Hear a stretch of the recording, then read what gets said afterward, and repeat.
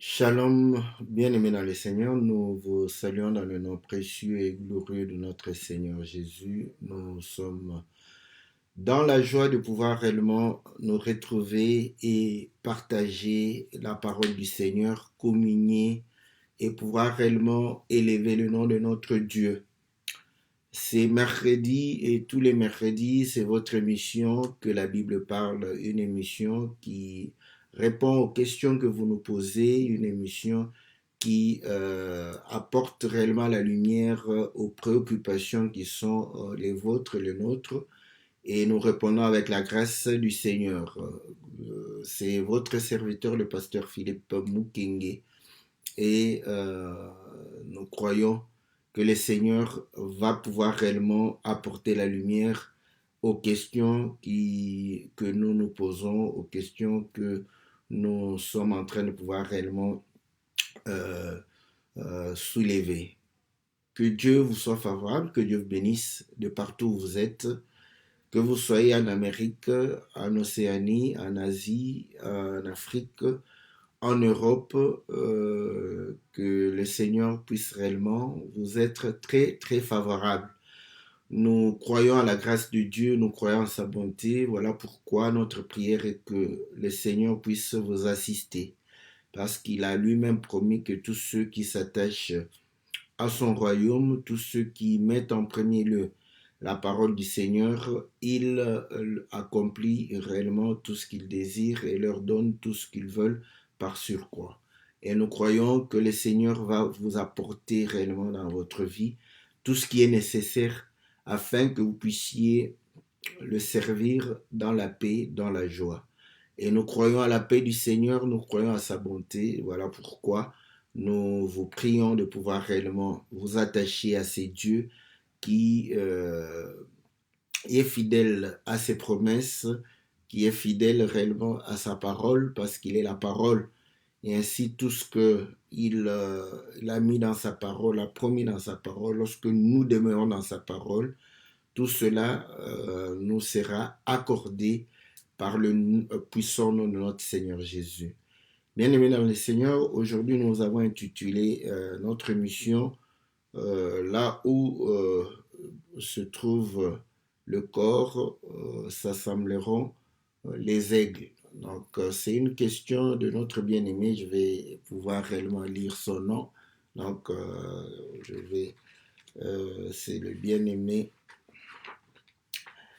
Attendez, parce que je n'ai pas. Voilà.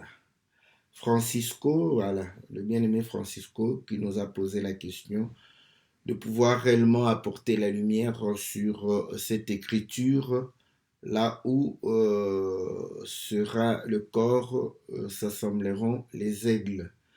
Et le bien-aimé Calvin Fongula a posé la question est-ce que tous sont à une voix? Donc je vais répondre à ces deux questions parce que la question de notre bien-aimé Kelvin euh, peut trouver une place lorsque nous répondons à la question de notre frère Francisco sur l'écriture, là où est le corps, le cadavre, là s'assembleront les aigles.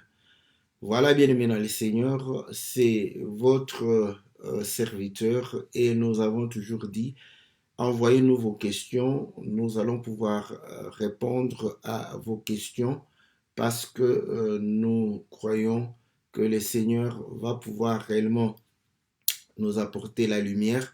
Et comme nous l'avons toujours dit, si nous n'avons pas la réponse, nous allons demander aux personnes qui ont la réponse de pouvoir réellement nous apporter la réponse et nous allons vous faire parvenir cette réponse parce que nous croyons que lorsqu'une question se pose, donc c'est que Dieu a la réponse. Si je ne l'ai pas, c'est qu'un homme de Dieu, un serviteur de Dieu doit l'avoir. Et ainsi, nous croyons que le Seigneur fera toujours grâce. Donc, envoyez vos questions. Comme nous l'avons dit, il n'y a pas de petites questions.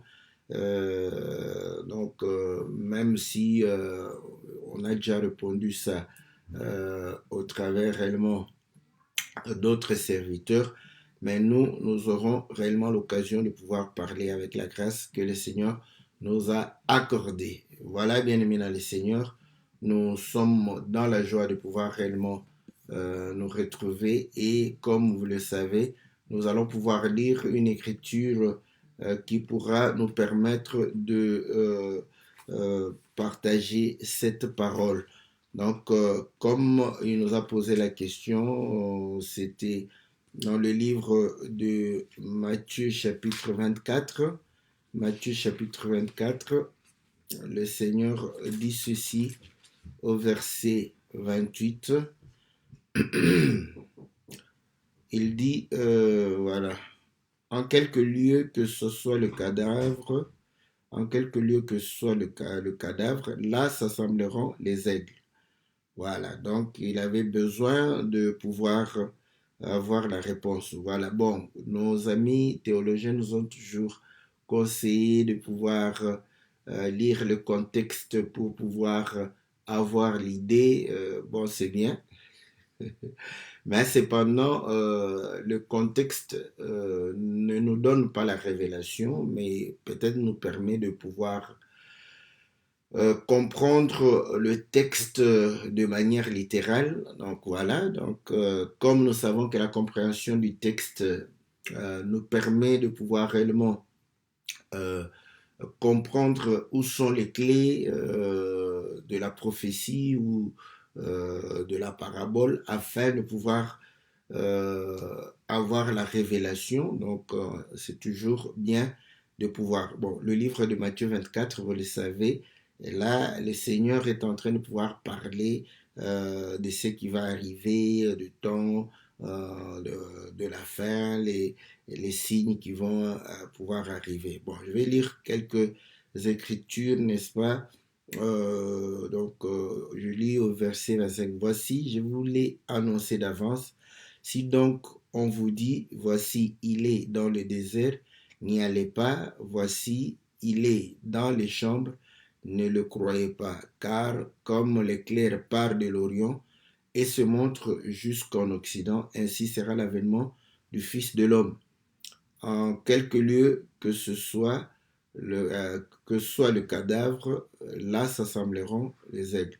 Aussitôt après ces jours de détresse, le soleil s'obscurcira, la lune ne donnera plus sa lumière, les étoiles tomberont du ciel et les puissances des cieux seront ébranlées. Donc, on voit dans quelles circonstances le Seigneur a dû réellement apporter cette nouvelle pour dire que là où se trouvent les cadavres, là s'assembleront les aigles.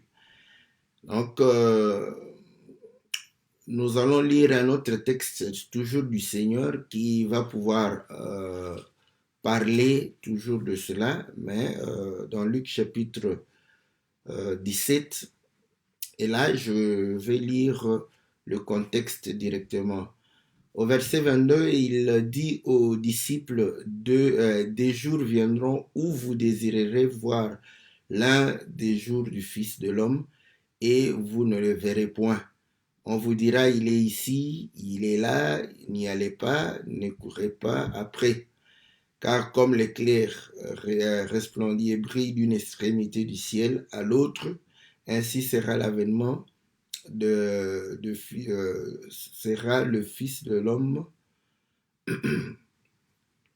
en ce jour-là. Mais il faut auparavant qu'il souffre beaucoup et qu'il soit rejeté par cette génération. Donc, vous voyez, ici, dans le livre de Matthieu, il parle des jours où réellement les gens voudront bénéficier, n'est-ce pas, du jour du Fils de l'homme.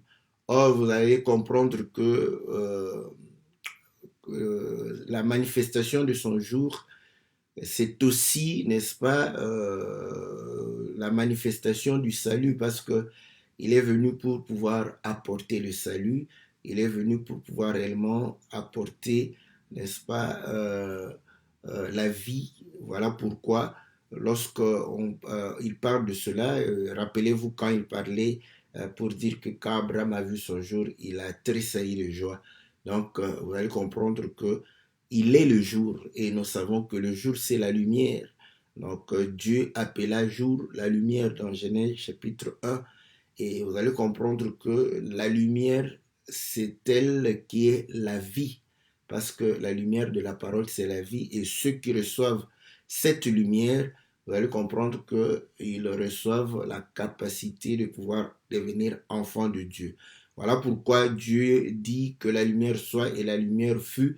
Paul dit que cette lumière brille dans nos cœurs. Donc le jour, n'est-ce pas, resplendit dans nos cœurs et nous contemplons, n'est-ce pas, la gloire. Donc nous voyons le Seigneur. Je vais lire les Écritures parce que je suis en train de les évoquer.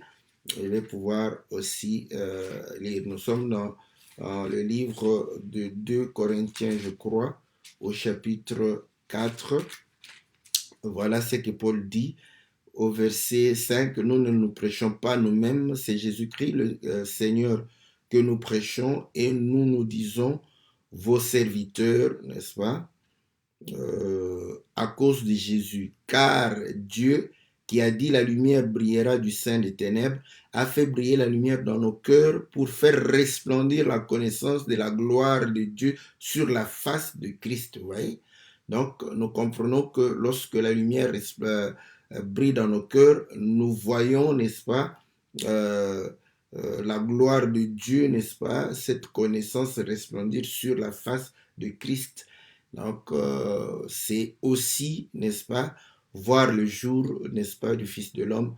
Et cette lumière est une bénédiction parce que la face de Dieu, lorsqu'elle est tournée vers nous, elle nous bénit comme dans le livre de Nombre, je crois, lorsque le Seigneur est en train de pouvoir donner des instructions aux enfants d'Israël pour leur dire que voilà comment les Lévites pouvaient bénir ces gens. Nous sommes dans Nombre chapitre 6, verset 22. L'Éternel parla à Moïse et dit, parle à Aaron et à ses fils et dit, vous bénirez ainsi les enfants d'Israël. Vous leur direz que l'Éternel te bénisse et qu'il te garde, que l'Éternel fasse luire sa face sur toi et qu'il t'accorde sa grâce. Vous voyez? Que l'Éternel tourne sa face vers toi et qu'il te donne la paix. Voilà. Donc, vous allez comprendre que sur la face de l'Éternel brille la lumière. La lumière, c'est le jour. Et lorsque nous voyons la face de l'Éternel, nous avons la paix, nous avons réellement la grâce. Et ainsi, dans les jours de troubles, nous aurons besoin de pouvoir voir la face du Fils de l'homme afin de pouvoir avoir cette paix, afin de pouvoir bénéficier de la grâce. Mais il dit, avant cela, il faudrait que le Fils de l'homme soit réellement mis en souffrance et qu'il soit rejeté par ses propres frères. Donc, il parlait de sa mort. Voilà. Donc, vous allez comprendre que il est en train de pouvoir parler de sa mort. Et là, il va pouvoir commencer à dire que voilà, ce qui arriva du temps de Noé arrivera de même au jour du Fils de l'homme. Les gens mangeaient, buvaient, se mariaient et le déluge viendra les surprendre. Ce qui arriva au temps de Lot sera aussi à l'avènement du Fils de l'homme. Les gens mangeaient, buvaient, mariaient leurs enfants, vendaient, plantaient, bâtissaient. Mais le jour où Lot va sortir, le feu va descendre du ciel et le faire périr. Il en sera de même le jour où le Fils de l'homme paraîtra.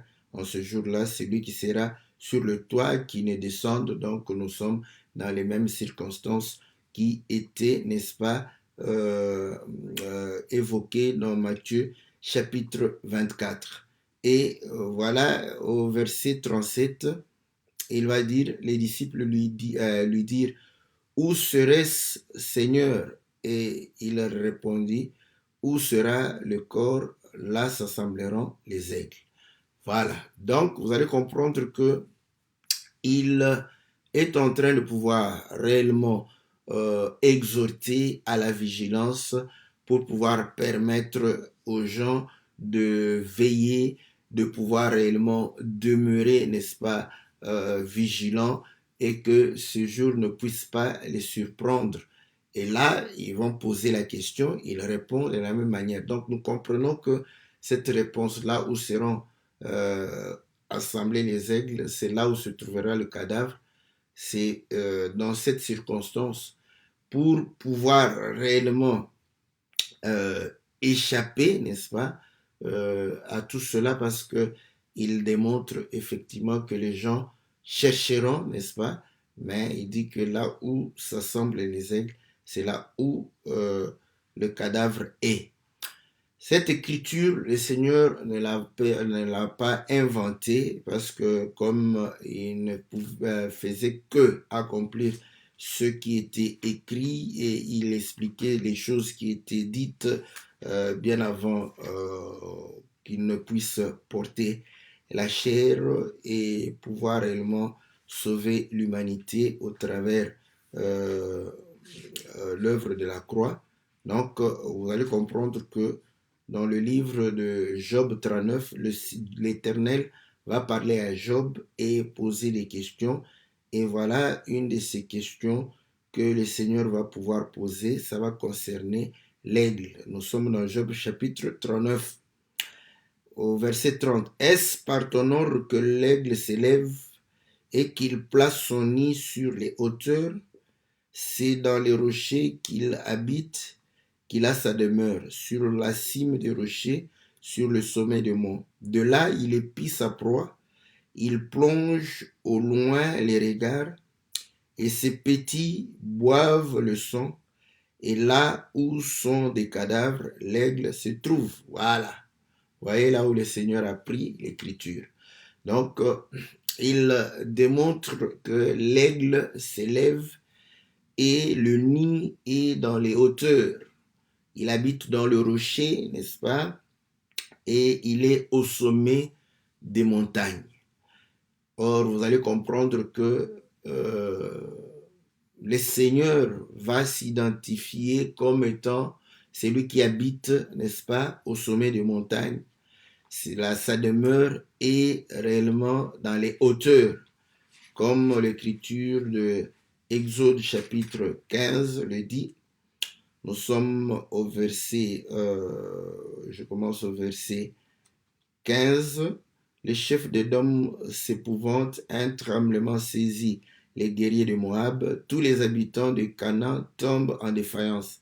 La crainte et la frayeur les surprendront par la grandeur de ton bras, ils deviendront muets comme une pierre, jusqu'à ce que ton peuple soit passé au Éternel, jusqu'à ce qu'il soit passé le peuple que tu as acquis.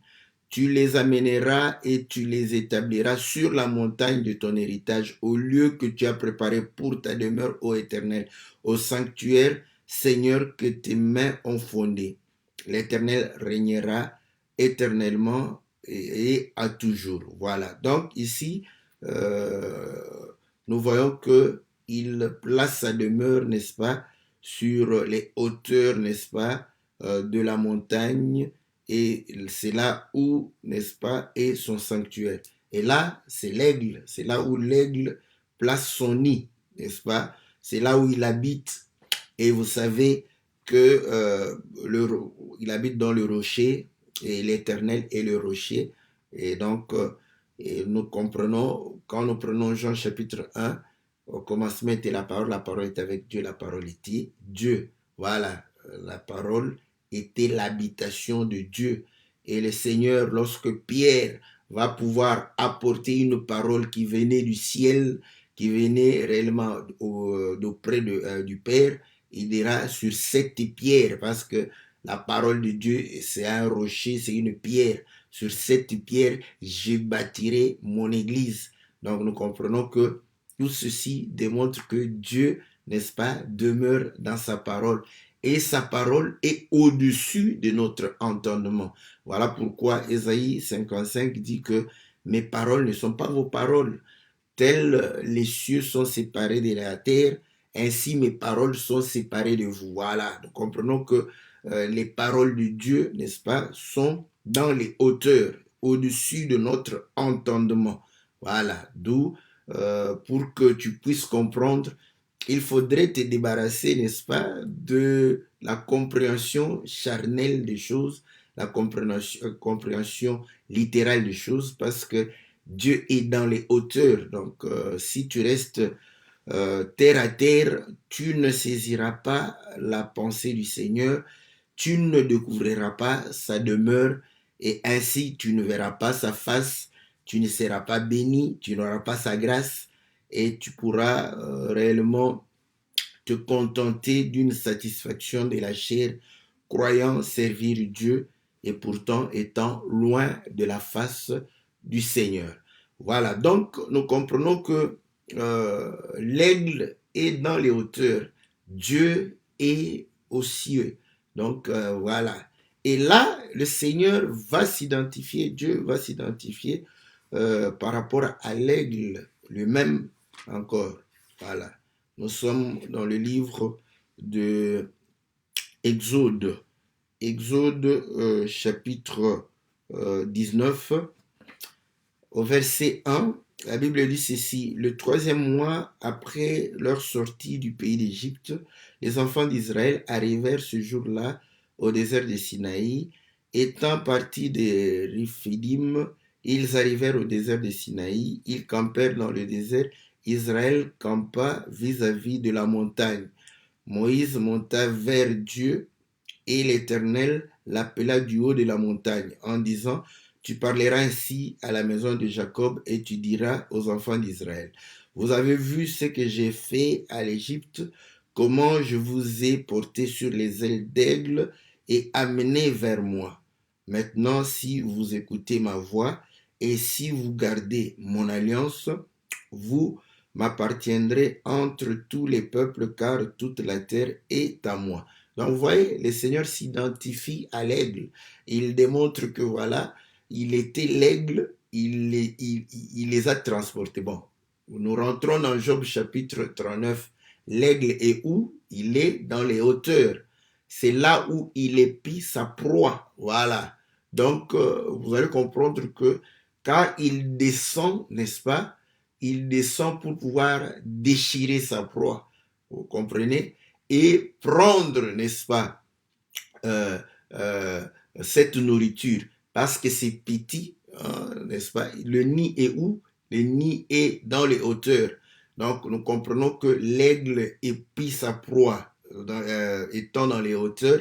Il va pouvoir descendre et pouvoir déchirer sa proie et prendre la proie, amener, n'est-ce pas, vers les petits. C'est là où les petits vont pouvoir se retrouver et pouvoir manger, boire le sang. Voilà.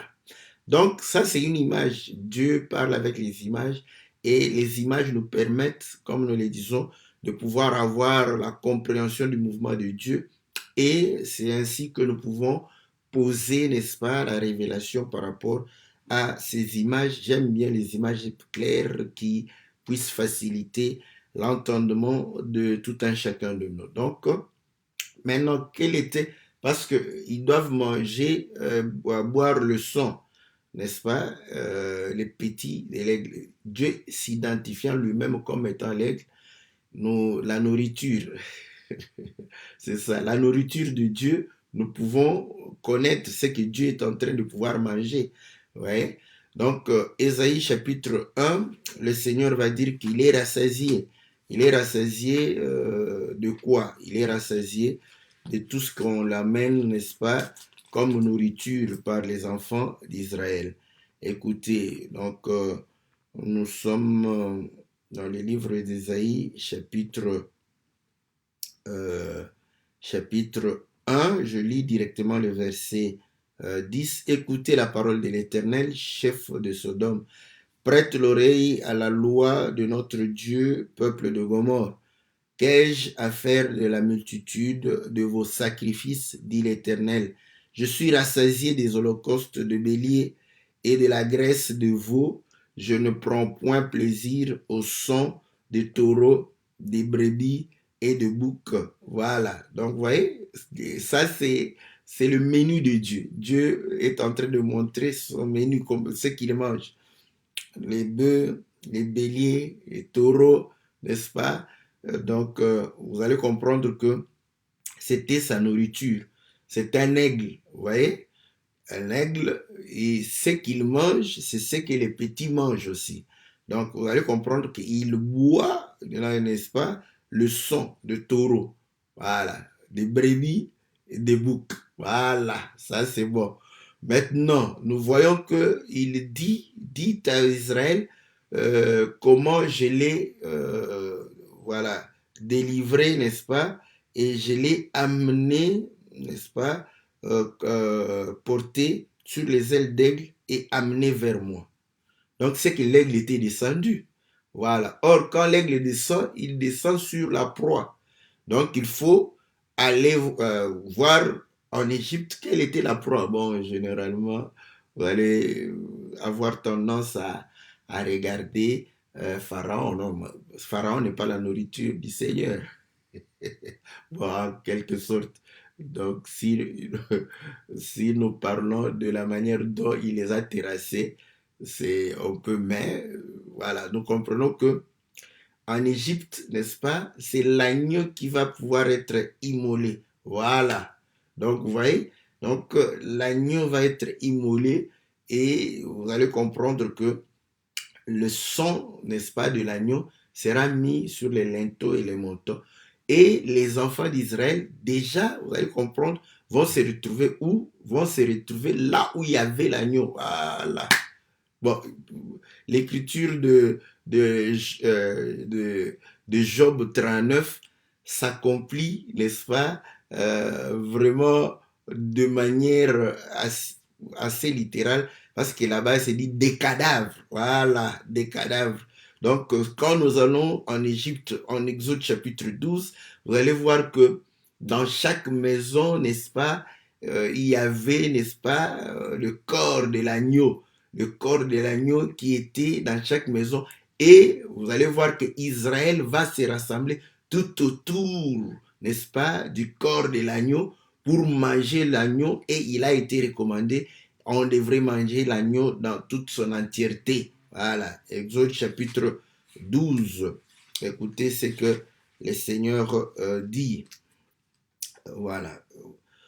Au verset 3, parlez à toute l'assemblée d'Israël et dites le 10e jour de ce mois, on prendra un agneau pour chaque famille, un agneau pour chaque maison. Si la maison est trop peu nombreuse pour un agneau, on le prendra avec son plus proche voisin selon le nombre de personnes.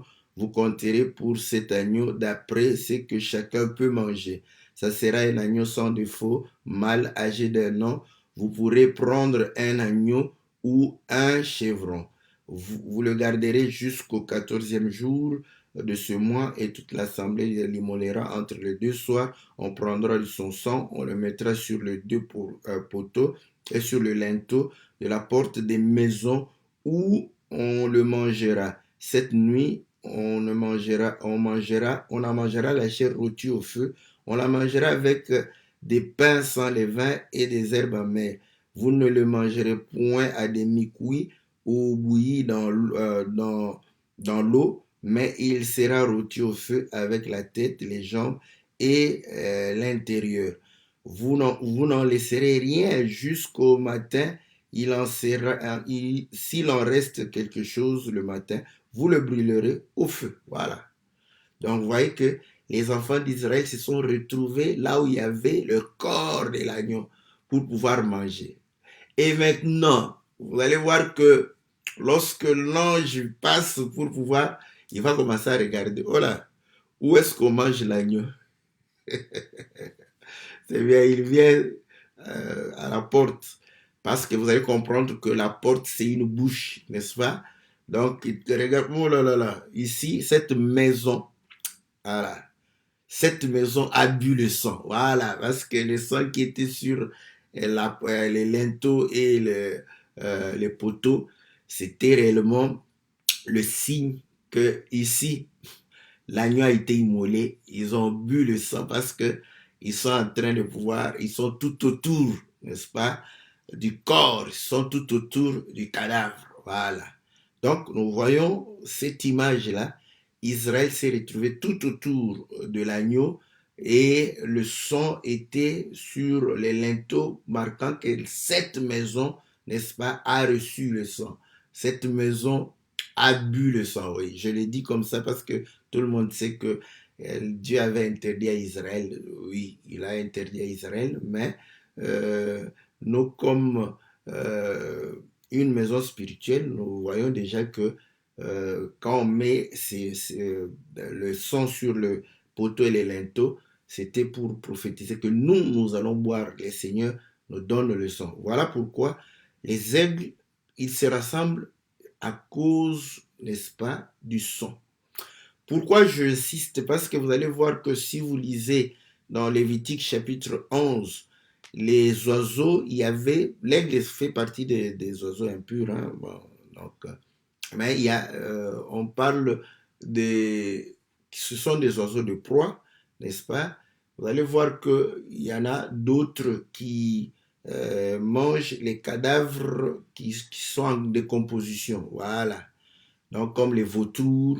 Donc, vous voyez, vous allez voir que ce sont des animaux aussi qui se retrouvent normalement tout autour des cadavres, mais c'est pour manger, n'est-ce pas, des cadavres en décomposition. Mais ici, vous allez comprendre que Job est en train d'insister pour boire le sang. Voilà. Donc, pour boire le sang, c'est qu'il faut que l'agneau soit immolé, n'est-ce pas, et que on puisse recueillir le sang, donc égorger et prendre, boire le sang qui sort, n'est-ce pas, de l'animal. Donc, j'insiste là-dessus pour que vous puissiez comprendre qu'en réalité, ça, c'est une écriture que beaucoup de gens aiment. C'est une écriture assez facile, si nous pouvons dire. Là où se trouvent les cadavres, là où s'assembleront les aigles. Les gens aiment bien ça. Ouais. Mais quand les aigles s'assemblent, parce qu'ils savent que dans le cadavre, n'est-ce pas, dans le corps, le sang, n'est-ce pas, va pouvoir réellement jaillir. Donc, ils sont, le but, c'est le sang, n'est-ce pas, qui se trouve dans le corps. Voilà. Voilà pourquoi il est dit que effectivement ils boivent le sang. Pourquoi le sang? Ah, c'est là où nous répondons aussi à la question, n'est-ce pas, de notre bien-aimé Kelvin qui pose la question, est-ce que tous les sons ont une voix?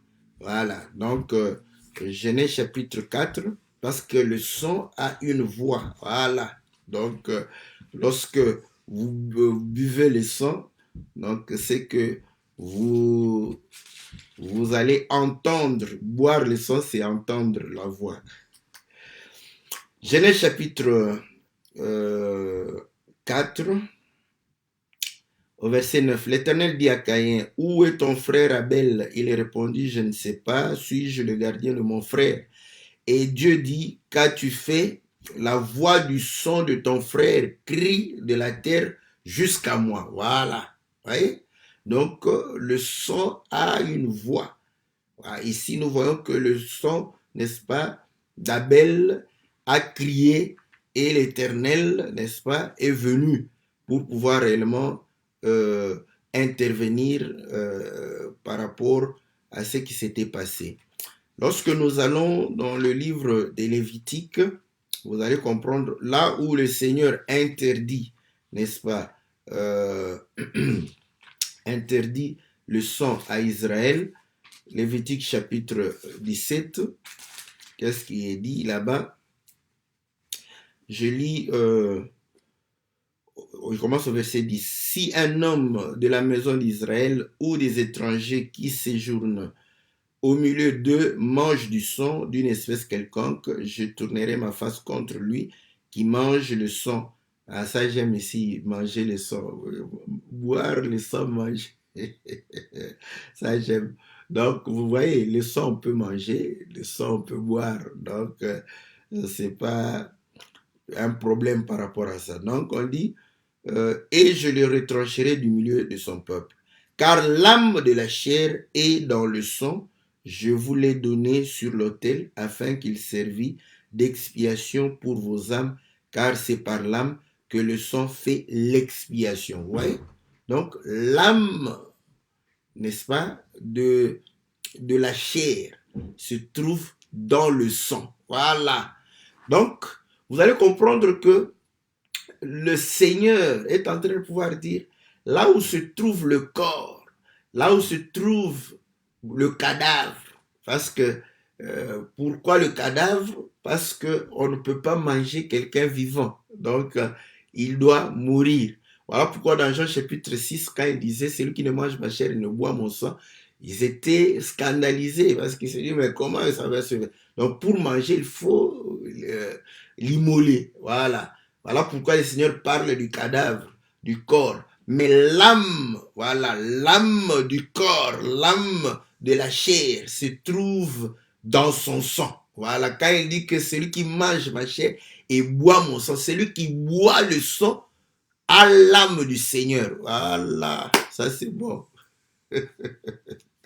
Voilà, beaucoup de gens se posent la question, mais comment on va recevoir le Saint-Esprit? Donc, on aime bien, voilà, c'est bien hein, de pouvoir recevoir, mais on reçoit le Saint-Esprit quand on mange le sang. Voilà, si tu ne manges pas le sang du Seigneur, tu ne reçois pas le Saint-Esprit. Si tu ne manges, tu ne bois pas son sang, tu ne vas pas recevoir, parce que son âme, son esprit est dans son sang. Voilà. Donc, c'est de cette manière que nous recevons l'Esprit du Seigneur. Voilà pourquoi, tellement les gens euh, donnent l'impression que le Saint-Esprit doit toujours réellement nous conduire indépendamment de notre intelligence, indépendamment de notre... C'est faux. D'ailleurs, c'est exceptionnellement que le Seigneur fait ça. Hein? Donc, je prends par exemple quand Pierre entre en extase. Donc, vous voyez, donc là, on comprend que son corps n'est plus en mesure de se contrôler. Dans 2 Corinthiens chapitre 12, lorsque Paul est en train d'évoquer celui qui a été amené au paradis, il ne savait pas si c'est dans son corps ou hors de son corps. Donc là, le Saint-Esprit te saisit et ton corps n'a plus rien à faire. Le parler en langue, n'est-ce pas? Donc vous allez comprendre que vous n'avez, votre intelligence ne fait plus rien. Voilà. Donc il y a des cas comme ça où quand le Saint-Esprit agit, ton intelligence ne fait plus rien, ne participe pas, la chair ne participe en rien. Donc tu es hors de toi-même. Voilà. Hors, voilà. Comme si tu étais hors de ton corps. Voilà. Mais ce n'est pas tout le temps que le Saint-Esprit agit comme ça. Hein? Voilà pourquoi, lorsque Paul dit que je dirais, j'aimerais dire 5 mots avec mon intelligence. Donc, en parlant avec intelligence, il parle toujours poussé par le Saint-Esprit. Mais là, il se contrôle, il sait que non, je vais dire A, B, C, D. Voilà, j'aime ça. Vous voyez? Donc, nous sommes restés avec cette image où quand on parle du Saint-Esprit, donc c'est comme si, non, il faut rester comme ça, le Saint-Esprit nous saisit, comment ça, c'est bien, le Seigneur peut faire ça. Mais très souvent, vous allez comprendre que le Saint-Esprit nous est communiqué par le sang du Seigneur, parce que le sang du Seigneur contient, n'est-ce pas, l'âme du Seigneur. Et ainsi, quand nous mangeons le sang, nous buvons ce sang-là, vous voyez, nous avons l'âme du Seigneur. Et ayant l'âme du Seigneur, vous allez comprendre que nous allons marcher comme le Seigneur, parler comme le Seigneur, agir comme le Seigneur, parce que ce qui va nous pousser, n'est-ce pas, à agir, c'est l'âme du Seigneur en nous qui va nous pousser, ça être conduit par le Saint-Esprit. Ce n'est pas seulement être hors de soi-même, c'est réellement avoir l'intelligence et d'avoir les sentiments qui étaient en Jésus-Christ. Voilà, celui qui a les sentiments qui est en Jésus, c'est qu'il a l'âme du Seigneur en lui. Voilà. Voilà pourquoi les aigles aiment bien se retrouver. Mais leur problème, ce n'est pas le corps, mais c'est le sang qui est dans le corps. Voilà. Mais où est le sang? Il faut que vous retrouviez le corps pour avoir le sang. Parce que sans le corps, vous n'aurez pas. L'âme est dans la chair. Voilà pourquoi il est venu dans la chair. Pour nous communiquer, n'est-ce pas, son esprit. Donc, voilà. Donc, vous allez comprendre que À ce moment-là, n'est-ce pas, le son, c'est l'âme, n'est-ce pas, de la personne. Et là, vous allez comprendre qu'en Apocalypse, la Bible dit ceci, Apocalypse chapitre 6. Donc, nous en profitons pour répondre à la question de notre frère Kelvin aussi, n'est-ce pas? Donc, Apocalypse chapitre 6, la Bible dit quoi?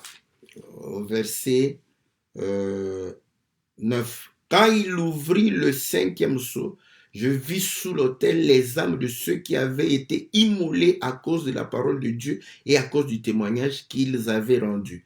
Ils crièrent d'une voix forte en disant, jusqu'à quand, Maître saint et véritable, tardes-tu à juger et à tirer vengeance de notre sang sur les habitants de la terre? Voilà. Le sang a une voix. Le sang parle. Voilà pourquoi le sang d'Abel a crié. Et ici, nous comprenons que ce sang crie vengeance. Voilà. Quand vous maltraitez quelqu'un, quand vous maltraitez un enfant de Dieu, son sang va, c'est pourquoi la Bible dit, son sang va retomber sur toi, son sang va crier vengeance. Voilà pourquoi le Seigneur parle, n'est-ce pas,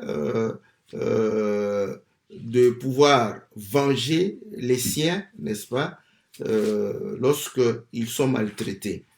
Lisons dans le livre de Romains chapitre 12, la Bible dit au verset 19, « Ne vous vengez point vous-même, bien-aimés, mais laissez agir la colère, car il est écrit, à moi la vengeance, à moi la rétribution, dit le Seigneur. » Vous voyez? Donc, quand on nous maltraite, on peut être hors d'état. La Bible dit non, non, non, laissez passer là. Pourquoi? Parce que la colère de Dieu rend justice. Mais notre colère ne rend pas justice tel que Jacques le dit dans Jacques chapitre 1 verset 20. Il dit que la colère de l'homme ne peut rendre justice. Voilà pourquoi le Seigneur ne veut pas qu'on agisse par la colère. Il dit laissez passer. Pourquoi? Parce que la justice, la vengeance, c'est à moi. Donc à ce moment-là, nous mourrons comme des brebis muettes.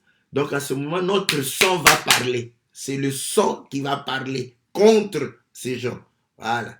Comme le sang d'Abel. Abel n'a point crié quand son frère s'est acharné sur lui, mais son sang a crié, n'est-ce pas, contre son frère Caïn. Donc c'est pour montrer que le sang, n'est-ce pas, crie. Écoutez. Maintenant, le Seigneur à la croix de Golgotha, n'est-ce pas, dans le livre de Luc chapitre 23, il va dire, Père, pardonne-leur, car ils ne savent pas ce qu'ils font. Voilà. Donc, Luc 23 au verset 34, la Bible, Jésus dit, Père, pardonne-leur, car ils ne savent ce qu'ils font. Ils se partagèrent ses vêtements en tirant au sort. Donc, vous comprenez qu'à la croix, la voix du Seigneur, son sang a crié pardon, grâce, miséricorde. Voilà. Donc, vous allez comprendre que Hébreu va pouvoir le dire, le confirmer dans Hébreu chapitre 12, n'est-ce pas? La Bible dit ceci, au verset 23, je commence au verset 23, de l'assemblée de premiers-nés, nous nous sommes rassemblés, donc au verset 22, mais vous vous êtes approchés de la montagne de Sion, de la cité du Dieu vivant, la Jérusalem céleste, des myriades qui forment le cœur des anges, de l'assemblée des premiers-nés inscrits dans les cieux, du juge qui est le Dieu de tous, des esprits de justes parvenus à la perfection, de Jésus qui est le médiateur de la nouvelle alliance, et du sang de l'aspersion qui parle mieux que celui d'Abel. Voilà. Vous voyez, le sang du Seigneur parle. Et parle quoi, miséricorde, grâce, pardon. Voilà. Ok. Maintenant, vous allez comprendre que la Bible dit que la grâce nous enseigne. Le sang, la voix du sang de notre Seigneur nous enseigne à renoncer aux œuvres mortes. Voilà. Est-ce que vous comprenez? Maintenant, il est dit, gardez-vous de refuser d'entendre celui qui parle, car si ceux-là n'ont pas échappé, qui refusèrent d'entendre celui qui publiait les oracles de la terre, combien moins échapperions-nous si nous ne détournions de celui qui parle du haut des cieux. Voilà. Donc vous allez comprendre que nous devons garder, parce que le son parle. J'aime ça. Ouais, le son parle. Donc, les aigles sont tout autour du corps parce qu'ils veulent entendre la voix du son. Voilà, la voix du son. Et le Seigneur dit dans le livre de Jean, chapitre 6, lorsque les gens voulaient manger le pain, c'est là où il a dit, vous allez manger mon corps et mon sang. Ah là, ils ont fui. Au verset 60, plusieurs de ses disciples, après l'avoir entendu dire cette parole est dure, qui peut l'écouter? Jésus, sachant en lui-même que ses disciples murmuraient à ce sujet, leur dit, cela vous scandalise-t-il? Et si vous voyez le Fils de l'homme monter où il était auparavant? C'est l'esprit qui vivifie, la chair ne sert de rien. Les paroles que je vous ai dites sont esprit et vie. Voilà. Ouais. La chair ne sert à rien. Oh, ça j'aime. Mais pourtant, vous allez voir que les aigles sont tout autour de la chair, tout autour du corps. Mais ça ne sert à rien. J'aime ça. Oui. Bon, permettez-moi d'aller, n'est-ce pas, vraiment au-delà. Parce que je sais que si je dis que la chair de Jésus ne sert à rien, je vais me faire lapider. Mais c'est le Seigneur qui le dit. Hein. Il le dit. La chair ne sert à rien. C'est l'esprit qui vivifie. Alléluia, alléluia. J'aime ça. Mais pourquoi il peut dire ça? Donc par là, il démontre que si tu ne manges que la chair, tu ne peux pas avoir la vie. C'est ça? Donc, c'est pourquoi je dis, bon, donnez-moi aussi un peu, comme Paul disait, permettez-moi la folie, permettez-moi que je puisse extravaguer. Voilà. Donc, de dire, donc il le dit comme ça, la chair ne sert à rien. Moi, je ne vois pas la chair de quelqu'un d'autre. C'est sa propre. Voilà pourquoi les gens qui ont touché sa chair, voilà. Hein, voilà, les gens qui touchaient comme ça, parfois, il n'y avait rien qui se faisait. J'aime ça. Vous voyez? Donc, vous allez comprendre que c'est l'esprit, c'est le son. Voilà. C'est pourquoi il dit que les paroles que je vous ai dites sont esprit et vie. Voilà. Parce que la vie est dans le son. Le son, c'est la vie. Voilà. Le son, c'est l'âme. C'est l'esprit. Voilà pourquoi 1 Corinthiens chapitre 15 dit qu'il est l'esprit qui vivifie. Voilà. Ouais, vous comprenez? Et ainsi, vous allez comprendre que tout autour du corps, les aigles sont intéressés par le son. Et là, pour répondre encore au bien-aimé, n'est-ce pas, Genèse chapitre 9, vous allez comprendre que par là, le Seigneur dira qu'il va redemander, n'est-ce pas, l'âme de l'homme à l'homme. Voilà. Donc, c'est pour dire que quand il est venu auprès de Caïn, c'était de redemander le sang, l'âme d'Abel. Donc voilà, c'est pour dire que quand tu tues quelqu'un, Dieu son sang va crier. Même les païens le disent, hein, ils le disent. Quand un homme qui a été tué il y a 10 ans et on découvre son meurtrier, on dit voilà, son sang en parlait. Même les païens le savent. Donc, vous allez comprendre que mais ce qui nous intéresse, c'est le sang de notre Seigneur Jésus, qui parle mieux que tous les autres sangs. Voilà. Donc, pourquoi? Parce que ça nous apporte, n'est-ce pas, la miséricorde. Et nous comprenons par là que ce sang-là. Voilà pourquoi, au commencement, la Bible dit, au commencement, Jean, nous sommes dans Jean chapitre 1. Au commencement était la parole était avec Dieu, la parole était Dieu. Cette parole s'est faite chair. Oh là, ça c'est bon. Vous voyez? La parole s'est faite chair. Or, nous savons que dans la chair, il y a le sang. Maintenant, prenez cette écriture, la chair ne sert à rien. Voilà pourquoi beaucoup de gens, ils s'estiment être des aigles, mais ils sont tout autour de la chair. Ils ne mangent que la chair. Ça ne vous servira à rien. Parce que vous allez vous dire, mais c'est la chair de l'agneau. Ouais, c'est la chair de l'agneau. Ouais, oui, c'est la chair de l'agneau, mais lui-même a dit que la chair ne sert à rien. Voilà pourquoi beaucoup de gens se disent, même non, c'est la parole de Dieu. Ce que je fais, c'est la parole de Dieu. Oui, mais c'est la parole. Mais la voix du son, tu ne vois pas le son. Parce qu'un aigle, ce qui lui intéresse, c'est les petits de l'aigle boivent le sang. Voilà. Ils boivent le sang. La chair sert à cacher le sang. Voilà. Pour donner, vous voyez, la chair sert à cacher le sang. Pour que ceux qui sont charnels ne puissent pas boire le sang.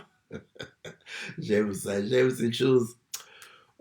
Bon, je ne suis pas un docteur, mais les docteurs comme ça, vous allez voir, il va aller avec vous, avec l'aigle pour vous montrer que c'est le prophète, c'est lui, n'est-ce pas, qui voit la révélation, vous voyez, hein, il vous amène jusque-là, c'est la révélation. Donc, vous allez comprendre que la chair de Jésus a empêché les hommes charnels de connaître, n'est-ce pas, la gloire qui était cachée en lui, la vie qui était cachée en lui, vous voyez. Et c'est ce qui se passe aujourd'hui. C'est la même chose. Donc, voilà pourquoi il va leur dire dans un langage assez simple, n'est-ce pas? Parce que nous avons dit que au commencement était la parole était avec Dieu, la parole était Dieu, la parole s'est faite chair. Donc, c'est tout autour.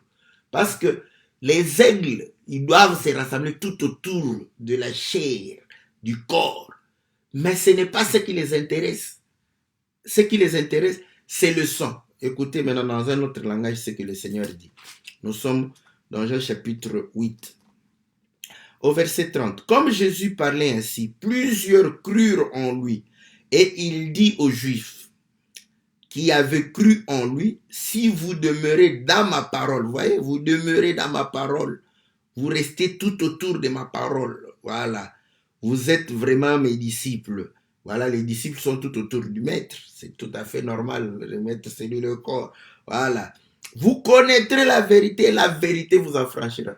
Alléluia. Donc, vous voyez, la parole, être tout autour de la parole, c'est là où les aigles doivent être autour du cadavre. Parole. Là où tu peux avoir la vie. C'est déjà limité. Voilà. En dehors de ça, tu ne peux pas avoir la vie. Voilà pourquoi nous insistons pour Dieu n'est pas partout. Parce qu'il a ses limites. Il est là où se trouve le cadavre. Voilà. Mais Dieu est esprit. Alléluia. J'aime ça. Vous voyez, quand vous êtes devant le cadavre, Dieu est esprit. Voilà, il faut chercher l'esprit dans le corps. Chercher l'âme, chercher le sang. C'est ça qui donne la vie. Voilà pourquoi il dit Dieu est esprit et ceux qui doivent l'adorer en esprit et en vérité. Voilà. Donc tu peux être tout autour. Voilà pourquoi il leur a dit. Ils avaient cru à sa parole. Demeurez. Et vous allez connaître la vérité. J'aime ça, j'aime ça. Donc, vous allez comprendre que pour pouvoir se rassembler, il faut d'abord, n'est-ce pas, croire à cela. Mais quand vous croyez, vous arrivez là-bas, il faut maintenant découvrir la vérité.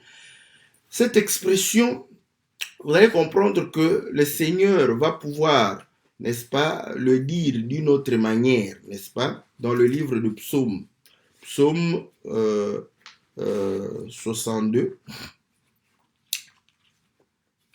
Je prends cette écriture pour comment appuyer ce que je suis en train de dire. Psaume 62 au verset 12. Dieu a parlé une fois. 2 fois j'ai entendu ceci, c'est que la force est à Dieu. J'aime ça. Dieu parle une fois, mais David écoute 2 fois. Ça c'est bon, ça c'est bon, ça c'est bon. Vous voyez? Ils avaient cru, il a déjà parlé une fois, mais il dit, quand vous demeurez, vous allez encore entendre. Vous avez entendu et vous entendrez encore 2 fois. Et voilà pourquoi on dit que la vérité, c'est le témoignage de Dieu. Voilà. Est-ce que vous comprenez? La vérité, c'est le témoignage de Dieu. Donc, il faut entendre. Et c'est là où vous allez comprendre que la parole, n'est-ce pas, c'est la chair. Mais vous allez comprendre que quand vous croyez à la parole de Dieu, vous devez entendre la voix, l'esprit, n'est-ce pas? Entendre la voix du son. Et Apocalypse chapitre 19 le dit clairement. Au verset 10. Et je tombais à ses pieds pour l'adorer, mais il me dit, garde-toi de le faire, je suis ton compagnon de service, celui de tes frères qui ont le témoignage de Jésus. Adore Dieu, car le témoignage de Jésus est l'esprit de la prophétie. Alléluia. Voilà, c'est bon. Vous voyez? Donc, c'est pour vous montrer que le domaine de la vérité, c'est la parole, les Écritures. Mais il faudrait maintenant entendre la voix qui est dans les Écritures. Voilà. Entendre la voix du son. Et c'est cela qui nous purifie. Voilà pourquoi il dit l'Esprit vivifie. N'est-ce pas? Il dit à ses disciples, vous êtes déjà purs parce que vous avez écouté ces paroles et nous sommes purifiés, n'est-ce pas? Par la vérité. Voilà. Que le Seigneur nous soit très favorable. Vous voyez comment, n'est-ce pas, les aigles s'assemblent autour du cadavre. Ce n'est pas vraiment le cadavre qui les intéresse, c'est le sang qui se trouve dans le cadavre qui les intéresse. Comprenez que lorsque vous avez les Écritures, vous avez, n'est-ce pas, les Écritures, vous avez le corps, vous avez, n'est-ce pas, il faudrait chercher le sang. Voilà pourquoi il faut déchirer, parce que le sang est dedans. L'animal, on doit l'immoler et boire le sang. Si tu ne bois pas le sang, la chair ne te servira à rien du tout. Tu connaîtras les Écritures, mais les pharisiens connaissaient les Écritures, ça les a servi à rien. Voilà pourquoi le Seigneur dit, vous sondez les Écritures, croyant trouver la vie éternelle, ce sont elles qui rendent témoignage de moi. Donc, vous allez comprendre que le témoignage de Jésus, c'est l'esprit de la prophétie, c'est le sang que nous sommes en train de boire. Vous voyez? Donc, que le Seigneur nous soit très favorable, que le Seigneur nous bénisse, que le Seigneur nous puisse nous assister, que l'Esprit de Dieu, le Saint-Esprit que nous recevons au travers réellement la voix du sang, puisse nous guider tous les jours et nous allons marcher dans la vérité et nous allons pouvoir réellement accomplir, n'est-ce pas, les choses du royaume parce que la chair ne peut servir Dieu. C'est l'Esprit de Dieu en nous qui peut nous permettre de pouvoir servir le Seigneur. Que le Seigneur vous bénisse, que le Seigneur vous soit très favorable. Voilà, nous allons, n'est-ce pas, nous retrouver le lundi, n'est-ce pas, par la grâce de Dieu, pour pouvoir, n'est-ce pas, parler, n'est-ce pas, par rapport à l'émission Louons l'Éternel. Bon, c'est maintenant que je vais pouvoir réellement lire un peu vos commentaires et voir si jamais il y a... voilà, donc nous informons tous les frères et sœurs, n'est-ce pas, de l'Europe que le 28 décembre, nous avons un rassemblement. Là où se trouve le corps, c'est là où les aigles se rassemblent, n'est-ce pas? Donc, venez parce que nous allons nous retrouver tout autour du cadavre pour boire le sang et célébrer notre Dieu. Donc, c'est à partir de 14h jusqu'à 18h, c'est à Liège, n'est-ce pas? Nous avons mis l'affiche. Donc, bien aimés, en tout cas, venez. La communion fraternelle est une recommandation et nous voulons communier entre les frères de l'Europe. Voilà, donc tous sont invités sans exception. Donc voilà, ceux de Paris, France, Dijon, Annecy, voilà, ceux de Toulouse, donc de partout, de Bordeaux, n'est-ce pas? L'invitation vous est lancée et que vous puissiez véritablement répondre à cette communion. Donc, vous savez, bon, si on comprend les choses de Dieu, on ne va pas vous exhorter parce que ça nous fait de la peine. Franchement, je le dis comme ça, que les frères qui puissent comprendre ces choses et avoir des difficultés et c'est une petite distance comme ça et se disent, oh, on va aller, on va retourner. Bon, on comprend l'amour que vous avez pour Dieu. Mais les gens que vous estimez qu'ils sont en train de manger seulement la chair, bon, vous allez comprendre que quand ils ont leur convention, allez regarder comment ils sont tout autour du cadavre sans boire le sang. Mais ils sont là. Mais nous qui allons boire le sang, vous allez voir des justifications, des prétextes, de ceci, de cela. Bon, nous, on ne sommes pas des gens où on va vous forcer. De toute façon, si tu ne viens pas, la bénédiction de ce jour-là, tu vas rater. Tu voudrais quoi? Qu'on te motive, c'est la fin de l'année, viens, on va remettre la fin de l'année entre les mains du Seigneur et l'année prochaine entre les... Ça, c'est pour eux, parce qu'ils mangent la chair, ils aiment bien ça. Nous leur laissons ça. Vous voyez, ça fait plaisir à la chair. À ce moment, les hommes charnels viennent, n'est-ce pas? Nous, on n'a pas tout ça, n'est-ce pas? Nous nous rassemblons pour la communion fraternelle parce que il est bon d'être ensemble. Voilà pourquoi nous disons aux bien-aimés de pouvoir réellement faire de tout leur mieux d'être là. Donc, de 14h à 18h, ce n'est pas beaucoup d'heures. Nous allons être ensemble et on va faire connaissance. Voilà, c'est comme ça. Donc, voilà, ceux qui voudrions bien rester, n'est-ce pas, pour le dimanche. Donc, ils sont invités à pouvoir, parce qu'il y a des auberges, donc vous pouvez, n'est-ce pas, prendre une place et rester. Le dimanche, on va continuer, parce que l'église des Dordrecht, l'église des Aventem, l'église de Liège, donc c'est déjà acquis. Nous allons communier le 28 et le 29, nous allons communier encore ensemble avec tous les bien-aimés. Donc, nous ferons 2 jours parce que nous avons droit à double portion. Voilà, ceux qui sont au loin, certains vont faire un seul jour, mais s'ils veulent rester, n'est-ce pas, ils sont réellement les bienvenus. Voilà, bien-aimés dans le Seigneur, que le Seigneur vous soit favorable, que le Seigneur vous bénisse, n'est-ce pas? Donc, il y aura la présence des hommes de Dieu. Donc, vous allez avoir aussi à écouter beaucoup de grâce. Ça sera une très, très bonne chose. Voilà, bien aimé, on se donne rendez-vous le 28 pour ceux de Dordrecht, des Aventem et Liège, 28-29. Et pour les autres aussi, ceux qui veulent 28-29, on se retrouve, n'est-ce pas, à Liège, donc au mois de décembre.